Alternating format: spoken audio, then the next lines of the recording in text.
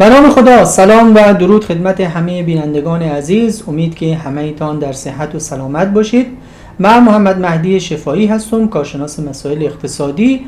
به همراه همکارای خود در مرکز مطالعات اقتصادی افغانستان هر هفته میخوایم یک موضوع اقتصادی را به بحث و گفتگو بگیریم. لطفاً با لایک کردن و شریک ساختن این ویدیو ما را حمایت بکنید. در این جلسه ما همراه خود داریم خانم صدیقه زکی، کارشناس ارشد اقتصاد از واشنگتن دی سی امریکا، همچنین آقای احمد محمدی، کارشناس ارشد مسائل اقتصادی از برمنگام انگلیس، آقای محمد عیسی رضایی از پاکستان و همچنین آقای علی انصاری که هر دوی این عزیزان کارشناسان ارشد مسائل اقتصادی هستند از فرانسه. و میخواییم که در این جلسه در رابطه با گزارش سیگار، آخرین گزارش سیگار که منتشر شده در تاریخ 30 جولای 2025 به بحث و گفتگو بگیریم. در این گزارش آمده دیگه کمک های امریکا در واقع ختم میشه و دیگه ما کمکی از طرف امریکا دریافت نمیکنیم و میخوایم که این مسائل به بحث و گفتگو بگیریم که چه تأثیراتی بالای مسائل اقتصاد افغانستان میگذاره. دعوت میکنم از خانم زکی که ادامه برنامه را در خدمت شما عزیزان باشند. داستان از جای شروع شد که دونالد ترامپ به ریاست جمهوری آمریکا رسید. از همون روزهای اول رئیس جمهور ترامپ یک فرمان اجرایی صادر کردند و از یک نهاد دوج که برای رسیدگی و نهاد کارایی دولت گفته میشد خواستند که همه پروژه های USAID، نهاد انکشافی جهانی ایالات متحده را بررسی بکنن و ببینن که تا چه اندازه این پروژه ها با منافع ملی آمریکا سازگار هست. این نهاد پروژه ها رو بررسی کردند و حدود 90% پروژه های USAID رو مطابق با منافع ملی آمریکا تشخیص ندادن و متوقف کردن. در این میان پروژه هایی که در افغانستان تطبیق میشد هم در همین لیست قرار گرفت و تنها 3 پروژه فعلا در افغانستان تطبیق میشه و در سالهای آینده براش فاند در نظر گرفته شده که 2 پروژه مربوط به حمایت از دانش آموزان و دانشجویان دختر در دانشگاه آمریکایی در قطر هست و همینطور آنلاین هست و یک پروژه هم مربوط به مبارزه با مواد مخدر هست. بعداً یک سری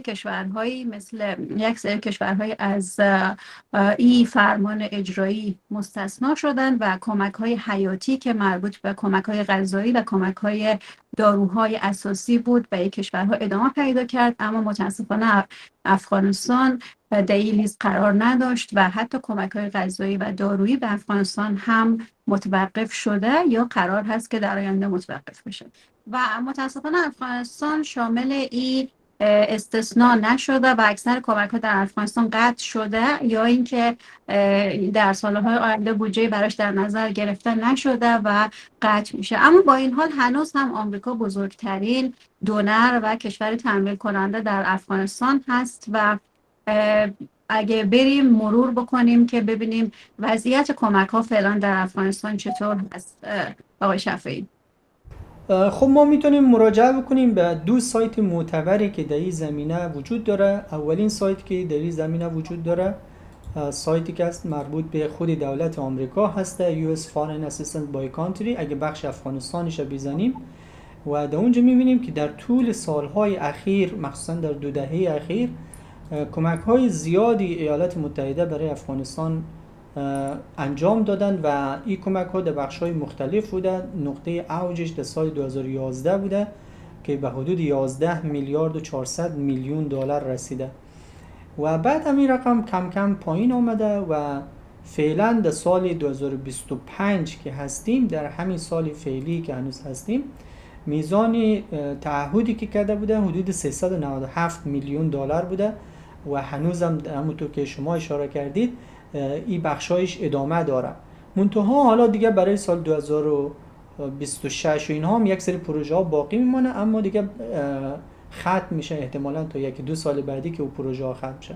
سایت دیگری که در این زمینه وجود داره سایتی هسته که مربوط به اوچا هسته. اوچا هر سال می از طرف سازمان ملل اعلام میکنه به کشورهای مختلف، به دونرها که ما اینی میزان بودجه را لازم داریم و اینی میزان باید در اینی بخشا مصرف کنیم و در همونجا میبینیم که هنوز هم بخش عمده‌ای توسط امریکا در تمویل میشه و در قسمت بشردوستانه، بیشتر کمک های بشردوستانه هسته که توزیع غذا و اینها هسته و هنوز هم این پروژه هایش توسط امریکا تعهد داده شده که در واقع بیه و ادامه پیدا کنه. حالا ما میخوایم ببینیم که آیا سایر دونرها و کشورهایی که حالا اعلام شده و هر سال توسط از سازمان ملل اعلام شده تمایلی دارن؟ به نظر شما آقای محمدی تمایل وجود داره که کشورهای جایگزین ایالات متحده شود بر افغانستان؟ تشکر از شما. چیزی که حالا در گزارشات آمده که سایر دونرها یا اتحادیه کشورهای اروپا یا سایر کشورها معمول رویه‌ای را دنبال میکنه که ایالات متحده بر اساس منافع ملی خودش تصمیم گرفته و کشورها هم با همین رویه ایالات متحده داره پیش میره. مثلا بریتانیا تقریبا 76% کمک‌های خودش رو کاهش داده، جرمنی تا 93% هم کاهش پیدا کرده. اما این به معنای قطع کامل نبوده. مثلا در همین گزارش سیگار آمده که تقریبا اتحادیه اروپا 190 میلیون بودجه بابت بحث بازگشت مهاجرین از کشورهای ایران و پاکستان در نظر گرفته. اما نکته مهمی که وجود داره یکی دیگه افغانستان از او اولویت جامعه جهانی خارج شده و حتی تا بعضی از گزارشات تا اولویت 7 تا 9 هم بهش اشاره شده و ما میتونیم ببینیم که در خیلی از مثلا در سال قبل برای همین بحث کمک ها تا 2.4 میلیارد دلار درخواست بودجه شده بوده ولی تقریبا 26% این بودجه تامین ببخشید برای امسال، ولی تقریبا 26% این بودجه تامین شده. این نشان میده که سایر کشورها هم همراستا با ایالات متحده در صدد کاهش کمک‌های خودشون به افغانستان هست. این برآورد ما و این نگاه جامعه جهانی به افغانستان در جهت کاهش کمک‌ها بود. خب این کاهش کمک‌ها تاثیرات خیلی زیادی بر زندگی و معیشت افراد آسیب پذیر، قشر آسیب پذیر داره و میتونه خیلی بر سرنوشت آنها تاثیرگذار باشه. تشکر میکنم از جناب استاد محمدی. بر اساس آخرین داده های سازمان ملل که همین چند وقت پیش منتشر شد، دسترسی به خدمات بشردوستانه در افغانستان که آمدن مقایسه کردن مارس 2025 با مارس 2024 19% کاهش پیدا کرده. بنابراین انتظار می‌کنه که قطع کمک‌های بشردوستانه در افغانستان خیلی تاثیر بسزایی را بگذاره.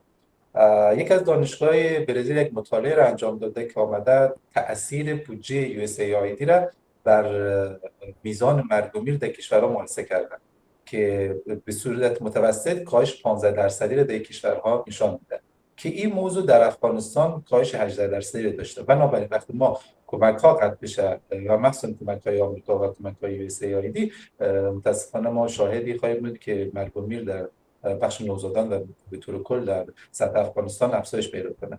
از طرف دیگه این پیامدهایی که یکی از پیامدهای قطع کمک‌ها در بخش درمانی هستش. الان ما 500 کلینیک از 900 کلینیکی که در توسط صندوق جمعیت سازمان ملل متحد کمک میشد بسته شده و متاسفانه ما الان شاهدی هستیم که تعداد مهاجرین هم رو به افزایش هستش و باعث میشه که این دسترسی به خدمات صحی هم در افغانستان کاهش پیدا کنه. ما همین در سال 2025 حدود 1,900,000 نفر از کشورهای ایران و پاکستان در افغانستان برگشتن و این باعث شده که دسترسی به خدمات بشردوستانه جمله مسائل صحی و چه مسائل معیشتی سخت باشه. قطع کمک‌های خارجی پیامدهای منفی را در جهت تقاضای اقتصاد افغانستان از طریق مصرف خانوار میتونه بر جا بگذاره. به عنوان مثال تا زمانی که کمک‌ها جریان داشته، تعداد زیادی از نیروی کار خانوار به شمول زنان، دختران و قشرهای تحصیل کرده در مؤسسات و اینجاهای غیر دولتی خارجی و داخلی که اینها تأمین مالی میشد به واسطه این کمک‌ها، اینا مشغول به کار بودن و امرار معاش و درآمد داشتن. خب طبیعی است اگر این کمک‌ها قطع بشه یک بخشی این درآمدها که یک بخشی از جی دی پی کشور رو تشکیل میده این آسیب ببینه و ممکنه از بین برود. بنابراین خانواده ها تأثیر پذیر میشن، مصرف اونها پایین میاد، تقاضای اونها کاهش خواهد یافت و در نتیجه نرخ فقر نسبت به گذشته به صورت سرسام‌آور افزایش خواهد یافت. خب طبیعتاً این پیامد منفی و ناگوار صرفاً اقتصادی نخواهد بود، بخش‌های دیگری را هم فرا خواهد گرفت. در بخش عرضه خدمات صحی، بخش عرضه خدمات آموزشی نیز ممکنه متأثر از این موضوع شود و در مجموع نه تنها قدرت خرید و وضعیت کیفیت زندگی خانوارها پایین میاد، در بخش خدمات وسیعی هم اینها آسیب خواهند دید. به نکات خیلی خوبی اشاره کردی جناب استاد. یکی از تاثیرات دیگی که به نظر میرسه بحث ناامنی غذایی است. در گزارش سیگار هم آمده که چیزی نزدیک به 12,500,000 نفر که گفته 27% نفوس افغانستان است در معرض ناامنی غذایی هستند.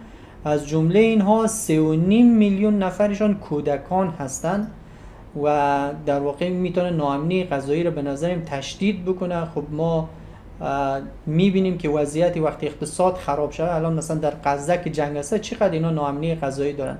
در افغانستان البته جنگ نیست، منتها چون و زمینه کار و اشتغال فراهم نیست و از این طرف هم در مهاجرینی بازگشت میکنن و این ما شاهدش هستیم که ناامنی غذایی میتونه در بیشتر نقاط افغانستان، حالا حوادث طبیعی و اینها هم هست در خیلی از جاهای افغانستان، این امر تشدید بکنه و این بسیار یک نکته به نظرم قابل نگرانی هست، به خاطر از اینکه خیلی از افرادی که در روستاها و حتی در شهرهای کلان هستند اینها در معرض گرسنگی هستند و سازمان ملل هم واقعا تلاش‌های خیلی زیادی در این چند ساله کرده که حداقل همین غذا و آرد و اینا رو تامین میکنه و بخش عمده از این کمک‌ها توسط امریکا صورت میگیره. در ادامه همین صحبتتان در مورد ناامنی غذایی، طبق اعلام طبقه بندی یک پارچه غذایی سازمان ملل، حدود 12 میلیون نفر در افغانستان در مرحله ناامنی غذایی حاد در مرحله 4 یا بالاتر قرار دارند که این خودش نشان میده که شرایط چه اندازه بحرانی هست. و وقتی که این کمک ها به هر حال به صورت یا پول نقد توزیع میشد یا به صورت کمک های غذایی بین مردم توزیع میشد که وقتی که کمک غذایی باشه خب طبیعتا وضعیت تغذیه خانوار رو بهبود میده و اون ناامنی غذایی رو کمتر میکنه و پول نقد هم باشه باز یک منبع درآمدی هست برای خانوار که بتونه بره و مواد غذایی از بازار تهیه و خریداری بکنه که قطع کمک از چه کمک غذایی باشه و چه توزیع پول نقد باشه میتونه که این ناامنی غذایی رو افزایش بده. حالا اگه بریم و در سطح کلانتر ما تأثیر توقف کمک ها رو ببینیم و ببینیم که چه تأثیری بر شاخص‌های کلان اقتصادی داره. اول از همه تأثیری که بر رشد اقتصادی میتونه داشته باشه، همکارا اشاره کردن که کمک ها خودش باعث تحریک تقاضا میشد. یعنی اگر پول نقد توزیع میشد، این خانواده‌ای که این پول نقد دریافت میکردن این رو به بازار میبردن و تقاضای خرید مواد غذایی، کالا یا خدمات میکردن. حالا وقتی که این به اصطلاح پول نقد دیگه توزیع نشه، این تقاضا در این ناحیه کاهش پیدا میکنه و سرمایه گذاری، مخارج دولت، کل اینها ممکن هست که متاثر از همین بخش بشن. در بخش مخارج دولت نمیتونیم که قطعا بگیم، به خاطر اینکه ما نمیفهمیم که طالبان تا چه اندازه میتونه که این جبران، این کمبود رو جبران بکنه، ولی قطعا مصرف کاهش پیدا میکنه. خانم زکی، شما به مورد خوبی اشاره کردید. در بخش حالا صحت و آموزش هم اگه ما سعی کنیم می‌بینید که تقریباً 97% از بودجه بخش صحت از همین بحث کمک هاست یا 37% از بودجه آموزش هم از همین کمک هاست که با قطع کمک ها خب درآمد بسیاری از خانوارها کاهش پیدا میکنه، تقاضای محصولات کاهش پیدا میکنه و همون چرخه فقر دوباره تکرار میشه. حالا اگه در بعد کلانتر هم ما بخوایم به این موضوع سعی کنیم، خب بحث صحت و بحث آموزش بحث مربوط به سرمایه انسانی هست. ما اگر میخوایم یک کشوری داشته باشیم که بتونه رشد و به توسعه دست پیدا کنه، نیازمند سرمایه انسانی است که دو تا فاکتور مهم داشته باشه. یک، سالم باشد و دوم متخصص باشد، دانش داشته باشد که قطع این کمک ها این دو بال مهم که برای توسعه اقتصادی یک کشور هست و نابود میکنه. به نظر مهمتر از او خب تأثیری هست که روی نرخ ارز داره. بله، به نکته خوبی اشاره کردید. ببینید اقتصاد افغانستان وابسته شده به این کمک‌های خارجی و میزان زیادی در واقع به شکل مستقیم و غیر مستقیم. ببینید یک وقتی که ما کمک داریم که مستقیم میامد داخل افغانستان و گاهی وقت خود دونرها و کشورها مثلا مخارجی که خود سربازای امریکایی و اینا داشتن، اینا پول وارد افغانستان میکردن و قسمت عرضه ارز در افغانستان بسیار بسیار زیاد بود و میبینید که با شایعات سقوط کم کم میبینید الان آمارهایش در روی همین گراف هم میبینید که وقتی که شایعات سقوط این آمد، این بسیار یک جهش کلانه، چون قسمت عرضه ارز که همون کمک‌های بین‌المللی و دونرها و NGO-هایی که خیلی زیادی که در افغانستان بودن و پروژه‌های زیادی، اینا همون معاش کارمندای خودم که میدادن میآوردن داخل افغانستان خیلی هاشون توزیع میکردن یا به کارمندای محلی خود میدادن و با قطع اینها ببینید که چه جهش کلانی رو ما در مارکت داشتیم که این تا 124 هم رفت.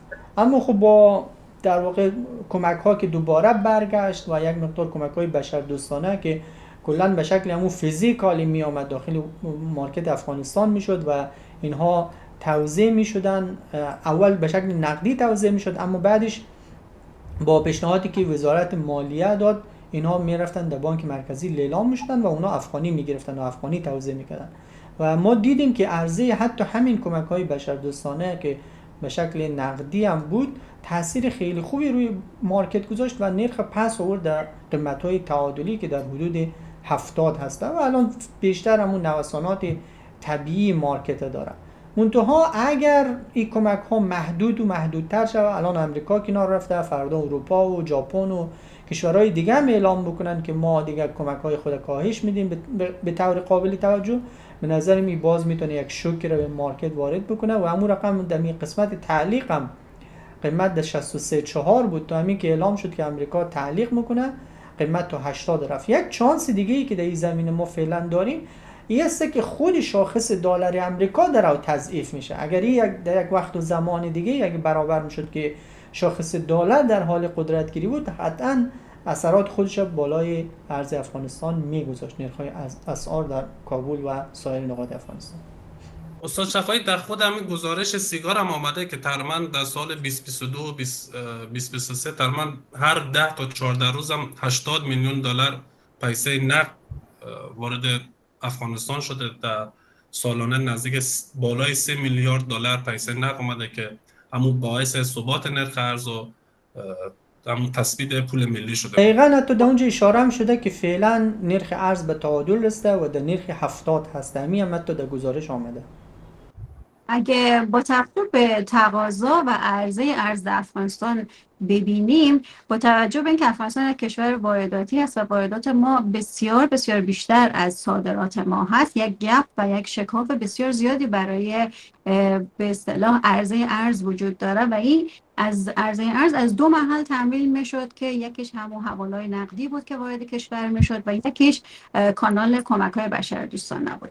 حالا اگه کمک‌های بشردوستانه متوقف بشه، طبیعتاً یکی از اون کانال‌هایی که ارز وارد افغانستان میشد بسته میشه و با کمبود ارز طبیعتاً قیمتش بالا میره و تاثیرات بر تورم و افزایش قیمت‌ها رو خواهیم داشت. ممکن هست حتی برگردیم به اون ابرتورم‌های دهه 90 که ممکن هست که کشور رو با واقعا پیامدهای زیانباری مواجه بکنه. باید ببینیم که طالبان آیا میتونن که این کاهش کمک ها رو جبران بکنن؟ آیا گزینه های دیگه ای هست که بشه که از این ابرتورم و این پیامدهای احتمالی جلوگیری کرد یا نه؟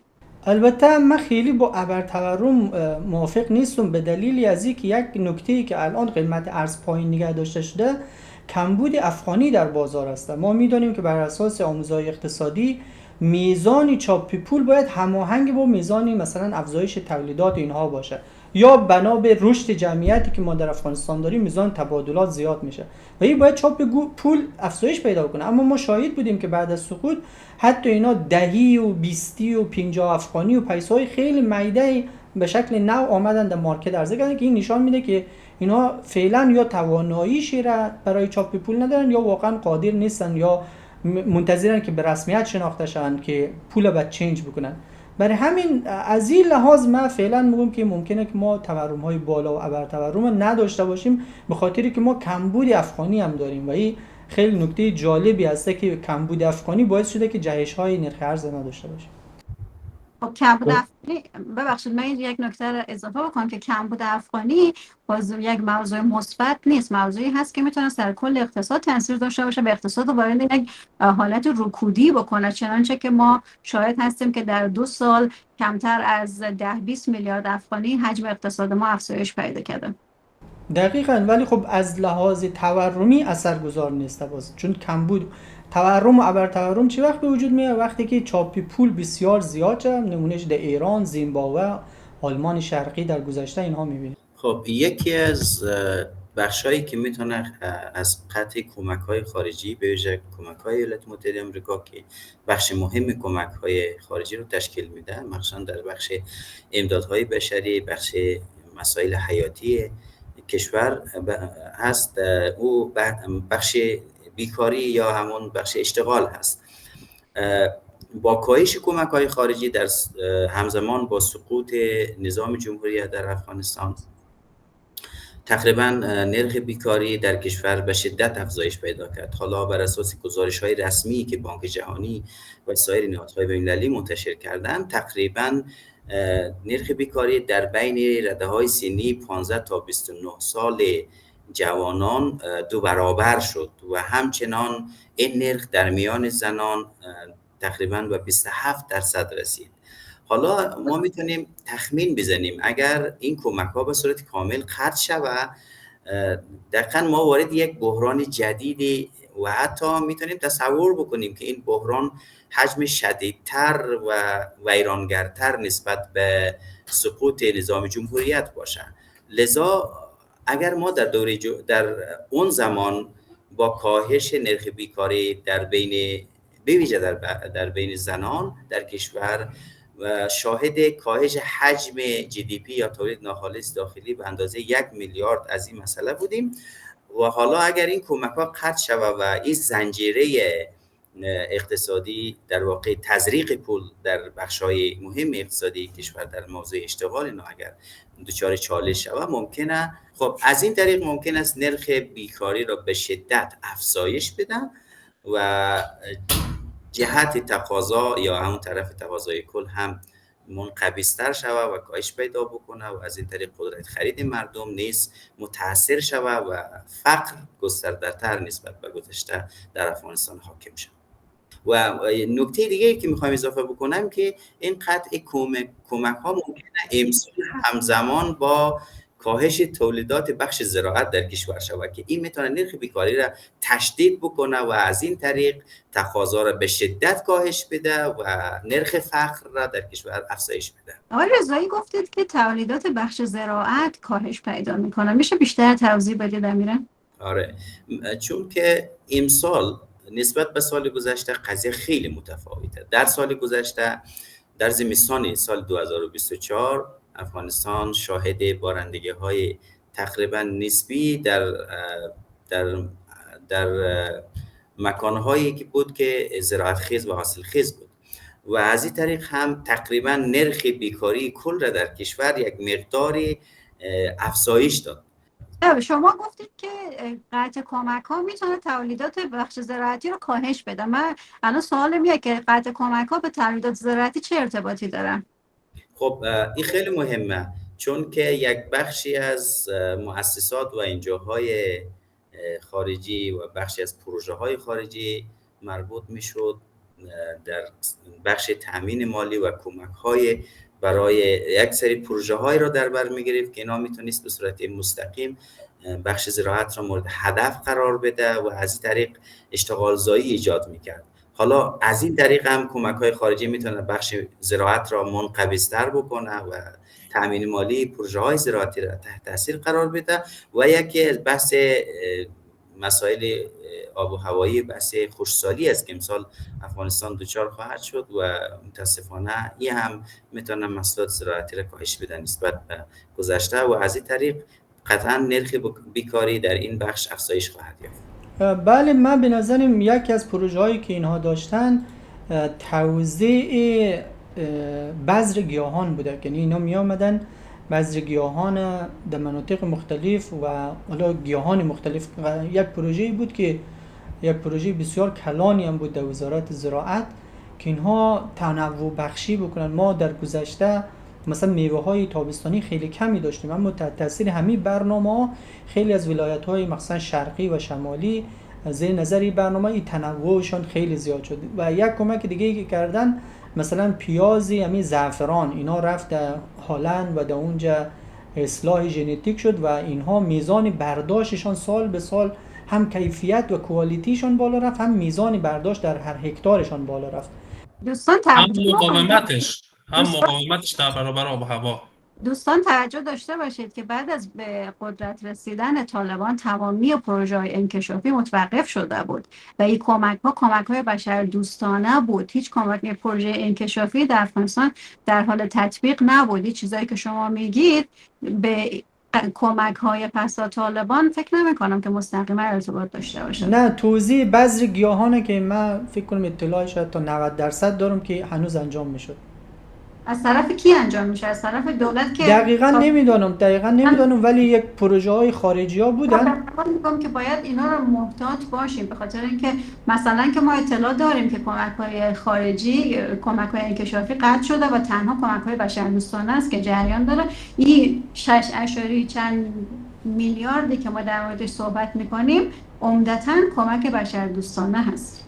خب ببینید همون کمک بشردوستانه، ببینید یک سرک دقیقاً در همین سرکارزی که ما زندگی میکردیم یک مؤسسه خارجی آمده بود و در اونجا چیزی نزدیک بیشتر از 100 نفر استخدام کرده بود. گفته بود که ما به جایی که اینا را پیسه نقد بدیم روزی 500 افغانی بر اینا میدادن و او سرک آمدن تکمیل کردن. هر روز اینا می اومدن میدی که بو این سرک ممکنه 10 نفر کارگر بخواد، ولی اونا عمدن 50 نفر یا مثلا 100 نفر استخدام کرده بودن که گفته بود ما اینا رو پیسه مفت ندیم. یعنی همون کمک‌های بشردوستانه در یک قالب‌های خلاقانه، مثلا من خودم کار در برابر غذا. آره، کار در برابر غذا بعد از طالبان بوده دیگه. هم بعد از طالبان، بعد از سقوط بوده که من میگم من خودم از نزدیک شاهد بودم. حتی ما رو هم دعوت کرده بود که شما در افتتاحیه از هم بیاید که یک سری دوستانم در افتتاحیه هم سرک رفته بودن. در حال حاضر هم پروژه های کوچک و زود بازدید تمویل مالی میشه، هم در بخش زراعت هم در بخش ساختمان. مثلا ساخت سرک های سمنتی در کوچه های فرعی و کوچه های نسبتاً کلانتر در داخل شهرها، اینا الان در حال ساخت هستند که تمویل کننده مالی و مجری اینها هم مؤسسات خارجی هستش و دقیقاً همون چیزی که شما فرمودید، کار غذا در برابر کار. حالا فعلا پول نقد توزیع میکنن ولی خب قبلا بوده که امتیازات غذایی هم داده میشد برای اینها. حال اجرا هست در افغانستان، گرچه نسبت به گذشته حجم و تعدادشون کمتر شده ولی قطع نشده هنوز. بله، فکر میکنم که این بعد از همین تغییرات اخیری بود که آمد، به خاطر اینکه سازمان ملل دید که دیگه نمیتونه به شکل بشردوستانه کمک‌های خودش را ادامه بده و به این نتیجه رسید که باید استراتژی خودش رو تغییر بده و بیشتر بره به سمت کمک‌های پایدارتر که بتونه یک معیشت و یک به اصطلاح منبع با دوام و پایدار رو برای مردم ایجاد کنه که خودشون بتونن که کسب درآمد بکنن و تنها به کمک غذا یا توزیع پول نقد متمرکز نباشن. البته تاثیر غیر مستقیم هم داره بر بحث کشاورزی، چون وقتی که از لحاظ معیشتی یا از لحاظ درمانی مردم تحت فشار قرار بیان، مخصوصا مردم کشاورزی که تو روستا هستن، معمولا کشاورز دهقان هستن دیگه، وقتی اونا از این لحاظ دچار مشکل بشن ممکنه باعث مهاجرت به شهرها بشه، ممکنه مهاجرت به کشورهای دیگه بشه و خودش تاثیر میذاره بر روی کشت محصولات کشاورزی. و بعدی که تاثیر میذاره روی بحث محصولات کشاورزی، میخوام یک بحث دیگه رو بحث تجارت هستش، چون تجارت ما، صادرات ما بیشتر محصولات صادراتی ما مصرف کشاورزی هستش. این تأثیر میذاره روی بحث صادرات ما. حالا در بخش قبلی هم خانم زکی گفت بود که چه موارد جایگزینی وجود داره برای مقابله کردن با این بحث قطع کمک‌ها که ما طالبان چه کار میتونه انجام بده که از جلوگیری کنه از فروپاشی اقتصاد افغانستان. یکی از مواردش همین بحث تجارت و صادرات هستش که وقتی که ما محصولات کشاورزی ما دچار مشکل بشه، بنابراین صادرات ما هم دچار مشکل میشه.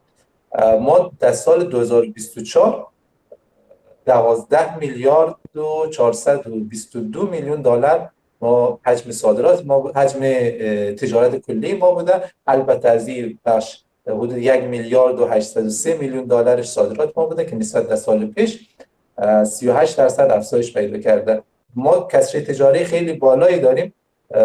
این یکی از راه جایگزین میتونه باشه، ولی به خاطر اینکه ما هنوز زیرساخت‌های اصلی برای بخش صادرات نداریم و از طرف دیگه ما بحث رسمیت شناختن دولت طالبان یا تعاملات بین‌المللی طالبان با این موضوع دچار مشکل هستش و هیچ کشوری بجز روسیه طالبان رسمیت نشناخته. توی بحث تجارت هم دچار مشکل خواهیم بود و این راه به نظر من خیلی نمیتونه در کوتاه مدت کمک کنه. البته در بلند مدت انتظار میره که کشورهای آسیای میانه یا آسیای جنوبی که ما عمده‌ترین بازارهای تجاری مشترک‌های اقتصادی ما افغانستان هم همین کشورهای اطراف هستن مثل ازبکستان، ترکیه، ایران، پاکستان، چین و روسیه. اینا بزرگترین شرکای تجاری افغانستان هستن.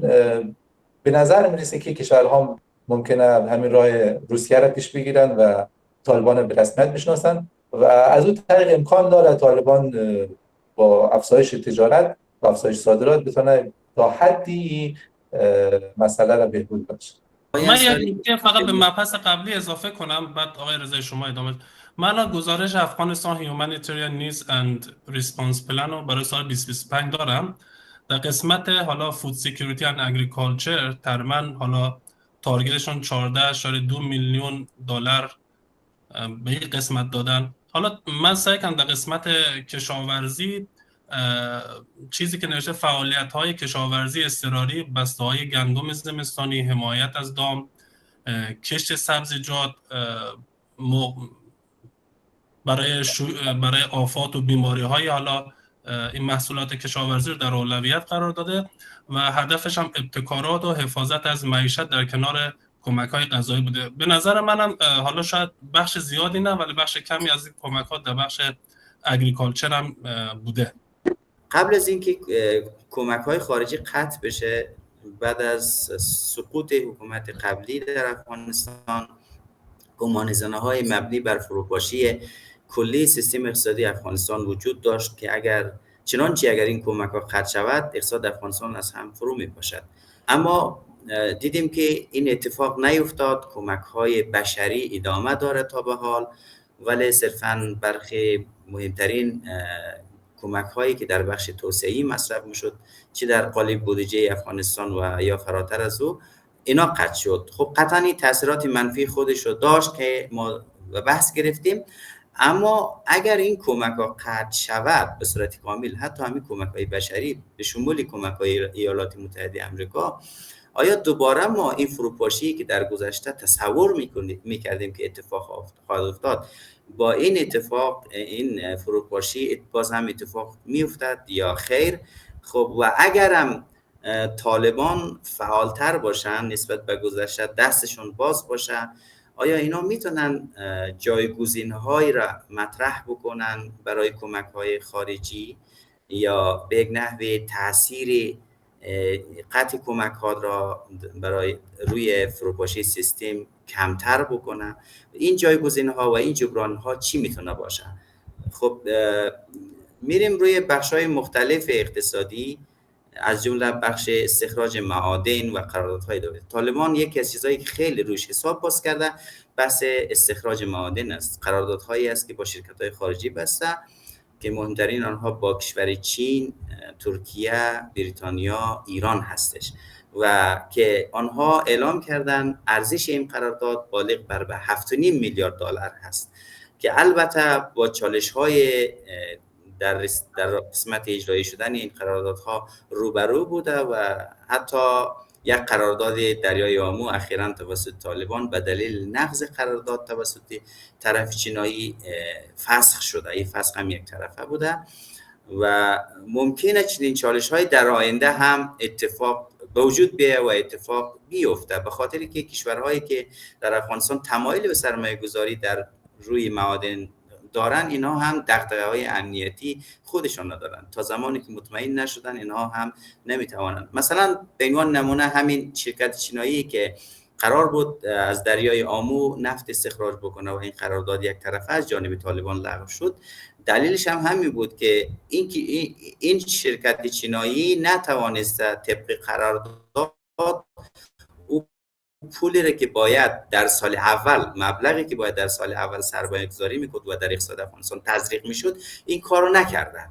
حالا در سال دوم سوم هم ممکنه این اشتباه رو تکرار بکنه و بنابراین قرارداد لغو کرده. همینطور ممکنه در کشورهای دیگه اتفاق بیفته. بنابراین این که آیا معادن و قراردادهای خارجی در آینده بتواند جایگزین شود و کمک‌های تاثیرات قطع کمک‌های خارجی را به یک نحوی جبران بکنه، اینم فکر می‌کنم در کوتاه مدت حداقل با وجود دغدغه‌های امنیتی از طرف‌های خارجی ممکنه دور از تصور باشه. و نکات ببخشید من در همین نکته آقای رضایی یک چیز اضافه می‌کنم. علاوه بر کمبود زیرساخت‌ها هم هست. مثلا چین یا هر کشور دیگه‌ای که بخواد بیاد به داخل افغانستان سرمایه‌گذاری بکنن، نیاز به برق دارن، نیاز به جاده و زیرساخت‌های حمل و نقل و انرژی دارن. بدون از اونها هیچ سرمایه‌گذاری وارد افغانستان نخواهد وارد هم بشه، یعنی موفق نخواهد بود هیچ نوع سرمایه‌گذاری. حالا این سرمایه‌گذاری چه در بخش معدن باشه، چه در بخش استخراج معادن باشه، یا مثلا تجارت باشه، یا هر چیز دیگه‌ای باشه، بدون او زیرساخت‌های لازم این سرمایه‌گذاری‌ها وارد نمیشه و اگه وارد هم بشه موفق نخواهد. به نکات خوبی اشاره کردید خانم زکی و همچنین استاد رضایی. ببینید آنچه که به نظر من دچار فروپاشی نشدیم، چند تا عامل در اینجا نقش داشته. از جمله یکی که مهاجرین خارج شدن. یعنی ما حالا ایران میگه 10 میلیون، ولی خب 10 میلیون که نه، ولی حداقل همون 3-4 میلیون که رفته ایران، یا 1-2 میلیون که طرف پاکستان رفتن. و همچنین او سربازای خیالی و کارمندای خیالی اونا هم حذف شدن. یعنی اینا یک باری بر روی دوش دولت بود که به اونا باید معاش هر ماه میدادن که اونا هم کنار رفت. و یک نکته مهمی که در واقع دچار فروپاشی نشدیم همین کمک ها بوده، همین کمک هایی که مهاجرین ما از بیرون برای فامیل خود روان میکردن، همین رمیتنس، که حالا در آمارهای رسمی خیلی کم برآورد شده. مثلا در سایت بانک جهانی اگر بریم بین مثلا حدود 500 میلیون تا 700 میلیون دلار برآورد شده، که بیشتر از همون طریق‌های شبکه‌های رسمی مثلا بانکی یا وستر یونیون و سایت‌های رقمی آمده. منتها ما و شما می‌دونیم که خیلی از اینها شاید بیشتر از 50% یا حتی بیشتر از 70% اینها از طریق‌های غیر رسمی میاد، یعنی از طریق حواله‌داری که یک سیستم غیر رسمی در دنیا است و هیچ جای ثبت نمیشه. برای همین است که برخی از کارشناسان میزان رمیتنس افغانستان تا 5 تا 10 برابر آمار رسمی برآورد میکنن. یعنی اگر میگن 500 میلیون دلار طبق آمار در بانک جهانی رمیتنس افغانستان است، ولی این ممکنه که تا حتی 2 میلیارد، 2.5 میلیارد تا 3 میلیارد دلار حتی باشه. و ما شاهدی از این هستیم که بعد از سقوط دقیقاً همون مهاجرینی که در بیرون بودن این بیشتر و بیشتر کردن. ما صفهای طولانی، لاین‌های طولانی رو در پیش بانک‌ها و شعبات همین شرکت‌هایی که حوالجات و اینا بودن ما شاهد بودیم که چون یک محدودیتی هم از طرف بانک‌ها وضع شده بود که شما برداشت نمی‌تونستید، ولی شاهد بودیم که خیلی از این مهاجرینی که حالا برآورد میشه حدود 6 میلیون مهاجر در کشورهای خارجی داشته باشیم، اینا برای فامیل خود پیسه روان میکنن و همین باعث شد که همون فروپاشی شدید اتفاق نیفته. و حالا خب آیا میتونه زیادتر از این هم شوه؟ من به نظرم میتونه یک مقداری باز جبران میکنه، به خاطری که ما شاهد هستیم در همین ولایت‌های کلان مثلا کابل و هرات و اینجاها که شرکت‌های کارگو و باربری بسیار زیاد شدن و اینمی یک کمک است. یعنی کسایی که در بیرون از افغانستان هستن مایحتاج خود مثلا در بخش پوشاک و لباس و اینا پیسه روان میکنن در مو فامیل خود که از اونجا بخرن و روان کنن، چون در مو خارج هم قیمت کالاها و پوشاک و اینها گران هسته و یک نکته مثبت است به نظرم. آقای شفایی، من خواستم این نکته رو فرمایش شما اضافه بکنم. شما گفتین که حواله ها نسبت به گذشته یا همین ریمیتنس ها نسبت به گذشته یعنی قبل از سقوط حالا افزایش پیدا کرده. من فکر میکنم این صرفا یک حدس و گمان است. این آمار دقیقی که همونطور که شما گفتین که نظارت بکنه بر فعالیت های حوالجات کانال های غیر رسمی هنوز وجود نداره، اگرچند طالبان در این سال اخیر، یعنی در همین سالی که ما هستیم، تصمیم گرفته که تمام صرافی ها رو رسمی بکنه و بتونه روی ترانزکشن ها و روی نقل و انتقالات پولی مسلط باشه. ولی اون چیزی که جدیداً اتفاقی که جدیداً افتاده در این بخش این است که محدودیت هایی که در گذشته در بانک ها وجود داشت، اون محدودیت ها کمتر شده. بحث برداشت پول و اینکه قبلا مثلا دلار برای طرف گیرنده حواله پرداخت نمیشد، حالا این محدودیت برداشته شده. بیشتر بانک ها تغییر دادن روش خودشون را و حالا دلار پرداخت میکنن و فعلا دقیقاً برگشته به اون دوره قبل سقوط کم کم، یعنی نمیگم کاملا ولی بیشتری از حوالجات از طریق سیستم بانکی داره برمیگرده، یعنی برگشته به کانال رسمی. و امسال ما انتظار داریم که اگر آمارها دقیق تر توسط مرکز احصایی افغانستان منتشر شود، وقت میتونیم تحلیل دقیق تر این موضوع داشته باشیم که آیا رمیتنس ها میتونه حجمش قابل توجه باشه و میتونه ناترازی در بخش ارز را که مطرح هست و انتظار میره با قطع کمک ها بیشتر شود این رو جبران بکنه یا نه. تا به حال ما مطمئن نیستیم، نمیتونیم اظهار نظر بکنیم به خاطر که آمار دقیقی وجود نداره که آیا نسبت به گذشته حجم حوالجات بیشتر شده یا کمتر. و از این طرف هم نمیتونیم نادیده بگیریم که یک بخش زیادی از مردم مهاجر شدن، رفتن، اونا قبلا داخل افغانستان بودن، مصرف میکردن و رفتن فعلا در کشورهای سراسر دنیا مهاجر شدن و خب یک بخش کمی از اونا برگشتن دوباره از ایران و پاکستان داخل کشور. خب یک بخش زیادی از اونا هنوز هم در خارج هستن که اینا مصرف کننده حوالجات بود و فعلا نیستن.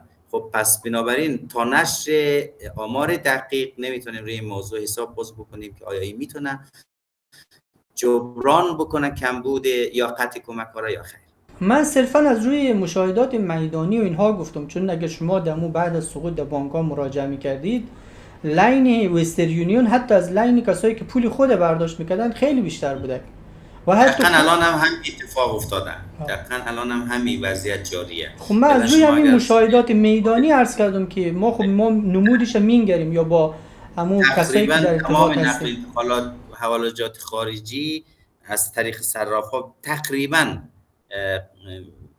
منتقل شده به کانال‌های رسمی بانک‌ها. به خاطر اون اول اینکه طرف خارجی یعنی از کانال‌های مثلا مانیگرام، وسترنیان که حواله میشه، از اون طرف تعرفه کمتری میگیرن و این طرف هم که دلار تحویل میده و بنابراین حواله کننده و گیرنده حواله خیلی زیاد هزینه حواله زیاد سر اینا سنگینی نخواهد کرد و کمتر شده نسبت به گذشته، با توجهی که تفاوت صرف وجود نداره در تحویل یا دریافت حواله.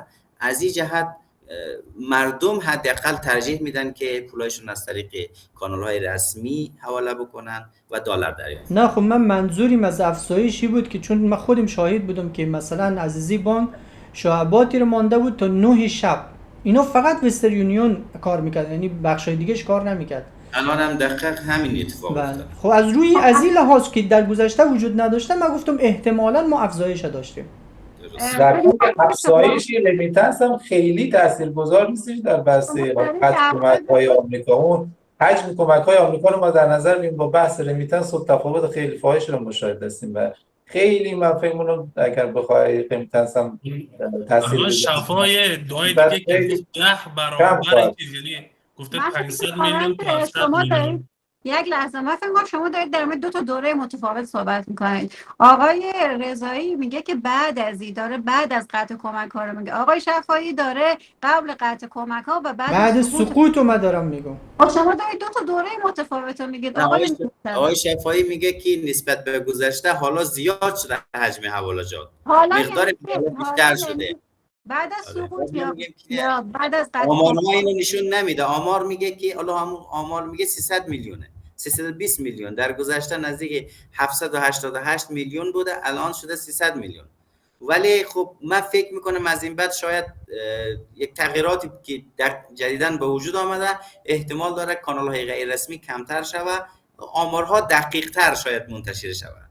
احتمالاً اجازه بدید در مورد رمیتنس یک برنامه جداگانه داشته باشیم، به خاطر اینکه یک موضوع خیلی مهمی هست. وقتی که ما کسری تجاری ما تنها 9 میلیارد دلار هست و کمک ها در بهترین حالت سال 3 میلیارد دلار وارد شده، پس بقیه از کجا جبران شده؟ خب رمیتنس یکی از اون کانال ها بوده دیگه. من با نظر آقای شفایی موافقم که رمیتنس قطعا مقدار خیلی قابل توجهی بوده که تونسته که این تعادل نرخ ارز در بازار برقرار بکنه. ولی اون رو اجازه بدید که یک برنامه جداگانه بهش بپردازیم، از اصل موضوع دور نشیم. برگردیم به اصل موضوع ما که این بود که آیا طالبان راههایی دارن که این قطع کمک ها رو جبران بکنن؟ آقای رضایی به استخراج معادن اشاره کردن و آقای شفایی به رمیتنس اشاره کردن. دوستان اگه مورد دیگه هست میخواید که اضافه کنید؟ من بس تجارت اشاره کردم. خب شما هم تجارت من متوجه نشد. اگه موضوع دیگه ای هست اشاره بکنید و یک پیش بینی داشته باشیم که شما فکر میکنید که آیا وضعیت در یک سال آینده در سال 2026 چطور خواهد شد و آیا او فروپاشی اقتصادی و او شوک اقتصادی که انتظار میره بر اقتصاد افغانستان وارد میشه یا اینکه طالبان قادر به مدیریت شبه؟ حالا اجازه بدید که یک جنبندی داشته باشیم از بحث قطع کمک ها. بله، من نظرم اینه که اگر کمک ها قطع شود، این فروپاشی در صورت اتفاق میفته که منابع جایگزین در داخل افغانستان به سرعت ایجاد نشود. به عنوان مثال جلب سرمایه گذاری با توجه به ملاحظاتی که شما گفتین به دلیل نبود زیرساخت‌ها و غیره در کوتاه مدت اتفاق نمیفته. پس بنابراین روی این موضوع نمیشه حساب باز کرد. یکی بحث افزایش تولید داخل هست که از طریق سرمایه‌گذاری داخلی با ورود مهاجرین و ورود سرمایه‌های جدید که در داخل افغانستان ممکنه اتفاق بیفته، خب این ممکنه اونقدر قابل توجه نباشه که بتونه حداقل این کمک‌ها را تاثیرش رو جبران بکنه. و مشکل دیگه‌ای که همزمان شده بحث خوشسالی امسال هست که این پیش بینی میشه، انتظار میره که حتی وضعیت رو خیلی بدتر بکنه و تنها ما متأثر از فروپاشی سیستم اقتصادی به سبب قطع کمک ها نشیم، بلکه وارد یک بحران جدید غذایی شویم. کمبود مواد غذایی ضروری در داخل افغانستان به دلیل کاهش تولید در بخش زراعت، این هم شاید اتفاق بیفته. اگر این دو تا همزمان شود ما وارد یک بحران جدید خواهیم شد. به نظر من فروپاشی اقتصادی نخواهیم داشتش. البته شوک بزرگی خواهد بود در اقتصاد افغانستان، ولی به اون مسابقه‌ای که ما فروپاشی باشه یا ابرتورمی داشته چه موضوعات نخواهد بودش. و از اون طرف هم طالبان هم خب سعی تلاش خودش حداقل در زمینه سیاسی خواهد کردش که حداقل بتونه با کشورهای همسایه یا کشورهایی که حداقل با او خیلی تضاد نداره ارتباط برقرار کنه، که به صورت قبلی هم گفتم بعضی از کشورها وارد تعامل خواهد شد و ممکنه میزان بحران یا میزان این شوک اقتصادی را کاهش بده. من به عنوان سخن آخر یک جمله‌ای که در خود گزارش سیگار آمده که حالا میگه که وضعیت افغانستان وخیم است، وقت آن رسیده که یک تغییراتی از خود درون افغانستان شکل بگیره. به نظر من این جمله خیلی جمله مهمی است و جامعه جهانی هم این را خواسته که دیگه طالبان دست از کمک‌های خارجی برداره و به سمت با یک پالس مثبت، با یک تغییرات در سیاست‌های خودش بتونه توجه جامعه جهانی رو دوباره به خودش جلب کنه و ما شاهد این باشیم که حداقل بحث کمک‌ها قطع نشه، چون واقعا افغانستان فعلا به این کمک‌ها به شدت نیازمنده. با من هم نظرم این است که با کاهش کمک ها فعلا که میبینیم که در بازار ارز ثبات وجود داره، به خاطر ازی است که هنوز محموله های پول نقد وارد افغانستان میشه، گرچه فرکانسیش کمتر شده، قبلا هر 2 هفته یا وارد افغانستان میشد اما الان هفته ماهانه یک بار وارد میشه، ولی خب به هر حال هنوز جریان داره. حالا با فرض اینکه کمک های آمریکا هم کلا قطع بشه، هنوز کمک ها از دیگه دونرها وارد کشور میشه و اگه طالبان بتونن که او ترکیب بودجه خودشان یک مقدار تغییر بدن، یعنی از بودجه بخش دفاعی و نظامی خودشان کم بکنن و این کاهش بودجه در بخش اجتماعی مثل صحت، آموزش و خدمات حمایتی اجتماعی رو یک مقدار پوشش بدن، احتمالی هست که از اون فروپاشی اقتصادی جلوگیری بشه و کشور پیامدهای زیانبار کمتری رو متحمل بشه.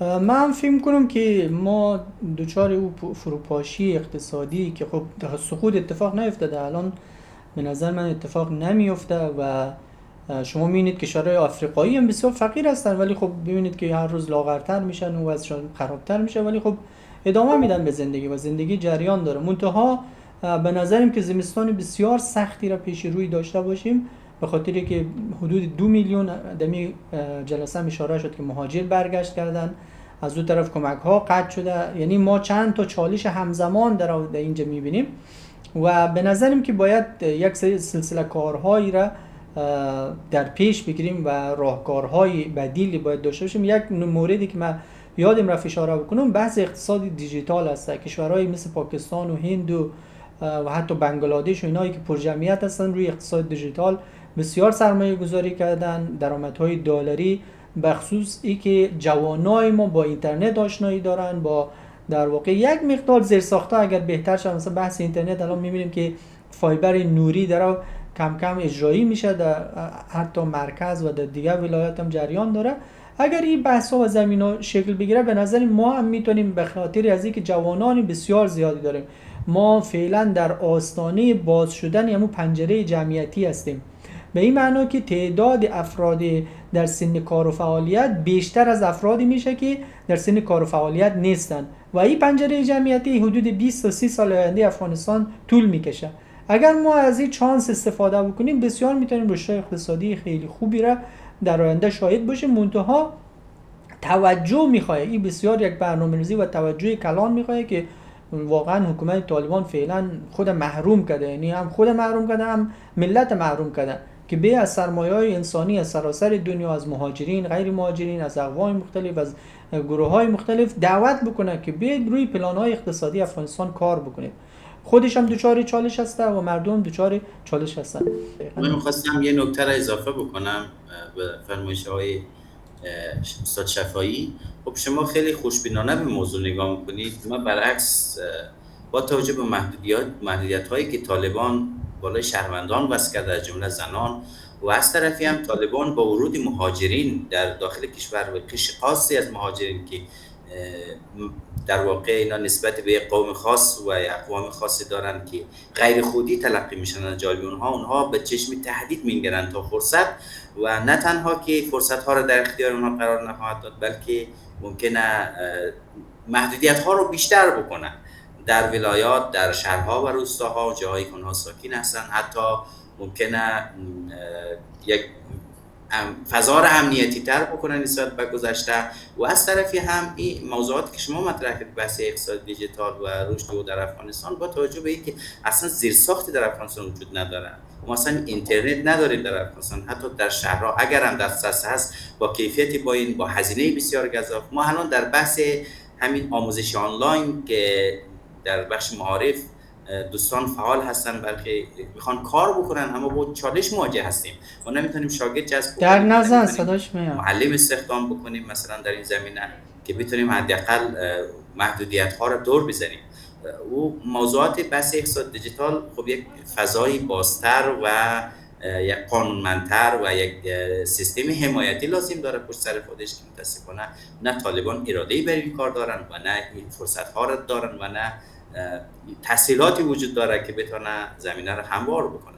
لذا من فکر میکنم که طالبان به این فکر اصلا نیست. اونا بیشتر در حال حاضر در افغانستان به فکر این است که چگونه بتونه خودشان را، یعنی حتی در اقتصاد اینا جامعه افغانستان را به خودی و غیر خودی تقسیم کردن. چه برسه به نگاه جنسیتی به موضوع، بحث مردان و زنان که کلا حذف شده از دایره اقتصاد و اجتماع به کلی حذف شدن و هیچ حق انسانی بر آنها قائل نیستن و در بخش مردان هم اونها آمدن خودی. شما اصلا میرین در اداره دولتی، حتی باور بکنید من گزارش دقیق ما به شما میگم که همین یک دلیلی که خارجی ها میخوان کمک‌هایشون قطع بکنن، ناامید شده از طالبان به خاطری که سوء استفاده میشه. این درسته، این ادعا نیست، واقعا یک فکت، یک آمار دقیق هست. از به عنوان مثال شما وقتی وارد افغانستان میشه، از مرز اسلام قلعه یا از مرز بولدک و یا از مرز جلال آباد به سمت افغانستان، تمام نهادهای امدادی که اینا از مهاجرین استقبال میکنن در گذشته از اقوام مختلف، آدمای با سواد، آدمای تحصیل کرده، آدمای مفیدی بود. فعلا شما حتی از اون نگهبان دم در تا بالاترین فرد تصمیم گیر شما می‌بینید از یک قوم خاصی که متعلق به خود طالبان هست وجود داره. بنابراین با این نگاه ایدئولوژیک و نشنالیستی من فکر نکنم که افغانستان بتونه حداقل اقتصادش وضعیت خوبی را در آینده تجربه بکنه و قدر کمک با من فکر میکنم که اگر اقتصاد افغانستان را کامل فرو نپاشه، کمتر از فروپاشی نیست، حداقلش ما برمیگردیم به دوره قبل از دوره جدیدی که در 20 سال گذشته اتفاق افتاد و به وجود آمد، یعنی دوره قبلی طالبان که اصلا اقتصاد سیستمی نبود در افغانستان. اقتصاد یک فروپاشیده بود، به صورت اقتصاد به شکل غیر رسمی داشت فعالیت میکرد. موضوعات قاچاق انسان، قاچاق مواد مخدر، بحث‌های پولشویی و اینی مسائل بیشتر میآید جایگزین اقتصاد رسمی میشه در کشور. تشکر از همه عزیزانی که در این ویدیو با ما همراه بودن. امیدواریم که از ما حمایت بکنید. از همه همکاران خود در مرکز مطالعات اقتصادی هم تقدیر و تشکر میکنیم. ما رو دنبال بکنید. هر هفته ما در رابطه با یک موضوع اقتصاد افغانستان میزگرد اقتصادی داریم و اون موضوع رو به بحث و گفتگو میگیریم با کارشناسان اقتصادی. تا جلسه آینده همه شما عزیزانم خدای بزرگ میسپارم. خدا نگهدار.